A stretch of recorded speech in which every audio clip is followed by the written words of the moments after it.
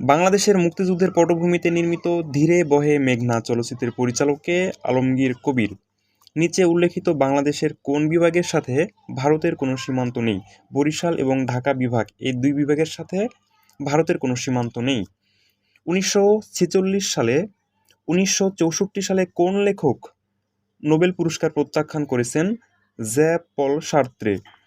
1973 সালে নির্মিত মুক্তিযুদ্ধ ভিত্তিক প্রথম ভাস্কর্যের নাম হচ্ছে Jagrata Chowrangi. The republic statement dialogue গ্রন্থের লেখক কে?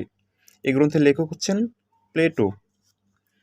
ক্ষুদ্র নৃগোষ্ঠী কুকি কোন অঞ্চলে বসবাস করে? কক্সবাজার অঞ্চলে বসবাস করে। ফিশারিও সমীকরণ কিসের সঙ্গে সম্পর্কিত? মুদ্রার পরিমাণ। যে প্রতিষ্ঠান 3বার শান্তিতে নোবেল পুরস্কার পেয়েছে? ICRC। নবান্ন, মৈটানা সংগ্রাম, মেডোনা 43 কার চিত্রকর্ম? জয়নুল আবেদিন। হালদা নদীর উৎপত্তি স্থল কোন জেলায়? খাগড়াছড়ি জেলায়। কর অন্তর্ভুক্ত রাজস্ব নয়, টোল ও লেভি। 1921 সালে ঢাবি প্রতিষ্ঠাকালীন 3টি অনুষদ হচ্ছে কলা, বিজ্ঞান এবং আইন।